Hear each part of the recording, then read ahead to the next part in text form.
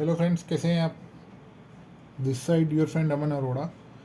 और काफ़ी टाइम से मैंने वीडियो नहीं बनाई थी ऑडिट के ऊपर।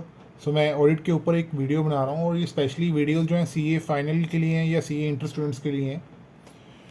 सो बेसिकली मैं एक बिल्कुल लाइव एग्जांपल बताने जा रहा हूँ कि जो आज की डेट में चल रहा है बिटवीन डिलॉयट एंड बायजूस। आपको जैसे कि बताइए, सबसे बड़ा स्टार्टअप जो इस टाइम पे है वो कौन सा है? बायजूस है इंडिया में, ठीक है। सो जैसे कि बिग फोर कंपनीज़ हैं, केपीएमजी हो गया, डिलॉयट हो गया, ठीक है ना। तो डिलॉयट जो है वो सीए फर्म है किसकी? बायजूस की सीए फर्म है। सो अब क्या हो रहा है कि बायजूस जैसे कि सबसे बड़ा स्टार्टअप है, मैं किसी के बारे में भी ये नहीं बता गलत नहीं कह रहा हूँ कि बायजूस गलत है या डिलॉयट गलत है। मैं बस एक प्रोफेशनली जितनी मुझे नॉलेज है मैं बस वो शेयर कर रहा हूँ। गलत सही का मुझको नहीं पता, ये सिर्फ एक ओनली नॉलेज बांटने के लिए ये वीडियो है। सो डिलॉयट जिस तरह सीएज हैं, तो उनको कुछ इश्यूज आए जब वो बायजूस की फाइनेंशियल स्टेटमेंट्स को चेक कर रहे थे। सो उन्होंने अभी क्या किया है, फाइनेंशियल ईयर 2021 में 2021 की बात कर रहा हूँ, फाइनेंशियल ईयर 2021 की जो ऑडिट रिपोर्ट है वो अभी तक साइन नहीं की है। किसने? डिलॉयट ने साइन नहीं की है, डिलॉयट के सीएस ने साइन नहीं की है। क्यों? क्योंकि उनको थोड़ी बहुत ही या कुछ उनको इरेगुलरिटीज़ लगी हैं बुक्स के अंदर। सो उन्होंने क्या किया है, उन्होंने क्या कहा है कि भाई हमें ये 3 पॉइंट्स के ऊपर जो मैं भी आपको बताने जा रहा हूँ, इन 3 पॉइंट्स के ऊपर उनको इश्यूज़ हैं या कुछ उनको ये इसके ऊपर कुछ कंसर्न्स है। नंबर एक क्या है? Revenue recognition. क्या? Revenue recognition. दूसरा क्या है? एक्विजिशन के ऊपर, जो एक्विजिशन ऑफ एंटिटीज़ करी है उन्होंने। और तीसरा है लोन एंड रीपेमेंट्स के ऊपर।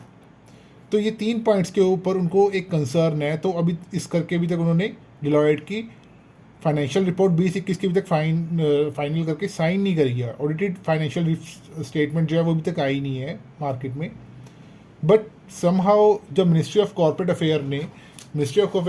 अफेयर्स ने आई थिंक 2-3 दिन पहले बायजूस को एक नोटिस भेजा कि भाई बताओ कि भाई अभी तक वाई आपने अभी तक अपनी ऑडिटेड फाइनेंशियल स्टेटमेंट्स जो हैं वो फाइल क्यों नहीं की हैं अभी तक।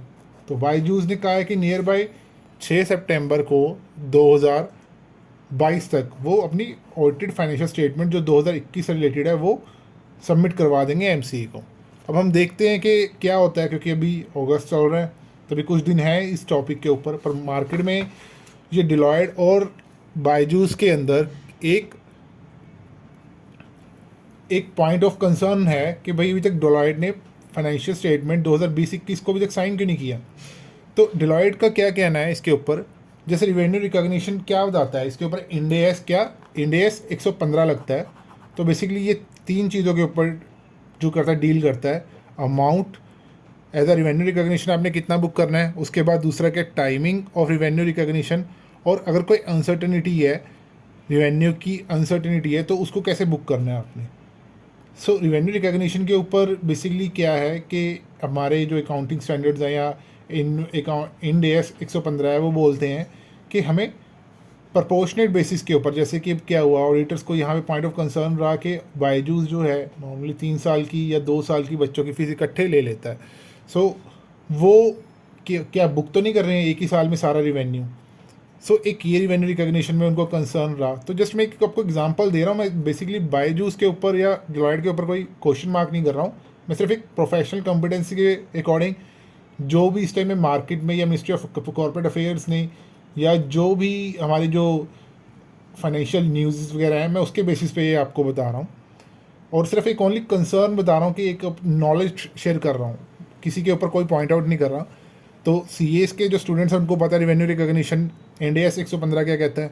एक्विजिशन। अब भाई आपको नाउडेज पता लग रहा होगा कि बायजूस ने पीछे काफ़ी यानी पिछले लास्ट 2 ईयर्स में काफ़ी सारी क्या की हैं, एक्विजिशंस की हैं, छोटी छोटी कंपनीज़ की, बड़ी कंपनीज़ की। जैसे कि अभी उन्होंने आकाश इंस्टीट्यूट जो है बहुत फेमस, वो भी उन्होंने परचेज़ कर लिया है।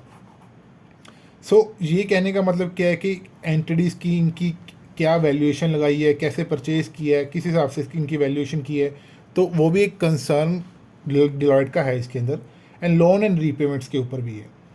सो सीएस के स्टूडेंट्स को बेसिकली इसके बारे में ज़्यादा पता लगेगा कि मैं क्या कहना चाहता हूँ। और उसके बाद यानी हमारे as a CA, as a professional competency, हमारे क्या ड्यूटीज़ हैं, हमारे ऊपर क्या अकाउंटिंग स्टैंडर्ड्स लग रहे हैं मैं वो बता रहा हूँ, या हमारे ऊपर क्या स्टैंडर्ड ऑफ ऑडिटिंग लग रहे हैं मैं उसके बारे में बता रहा हूँ। बेसिकली ये इसके बाद हमारे ऊपर 4 स्टैंडर्ड ऑफ ऑडिटिंग लग रहे हैं। एक है कि ऑडिटर का ऑब्जेक्टिव ऐसे 200, इसके बारे में क्या कहता है। एक ऐसे 450 मिस स्टेटमेंट्स जो है, ऑडिटर मिस स्टेटमेंट के बारे में क्या बताएगा, ऑडिटर की क्या रिस्पॉन्सिबिलिटी है।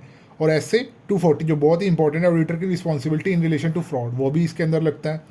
और लास्ट ऐसे 570 गोइंग कंसर्न, कि हमारा बिजनेस आगे चल भी सकता है कि नहीं चल सकता है, मैनेजमेंट की एजम्पशंस जजमेंट्स वगैरह क्या हैं, तो उस सब चीज़ों के बारे में ये चार जो एसेज हैं स्टैंडर्ड ऑफ ऑडिटिंग के या इंड एस हैं, वो सारे इसके ऊपर लगते हैं और ऑडिटर की रिस्पॉन्सिबिलिटीज़ को डिफाइन करते हैं। तो ये ऑडिटर की ऑब्जेक्टिव्स क्या हैं, ऑडिटर का ऑब्जेक्टिव बेसिकली क्या है कि फाइनेंशियल स्टेटमेंट्स जो हैं वो as per financial reporting framework बननी चाहिए। ये इसका फाइनेंशियल रिपोर्टिंग फ्रेमवर्क का मतलब क्या है कि जो बुक्स हैं वो एज़ पर इंड एस बननी चाहिए, IFRS बननी चाहिए, स्टैंडर्ड ऑफ ऑडिटिंग बननी चाहिए, या कंपनी लॉ के अकॉर्डिंग बननी चाहिए। ठीक है, तो हमने एज अ ऑडिटर देखना है कि क्या वो बन रही हैं कि नहीं बन रही हैं।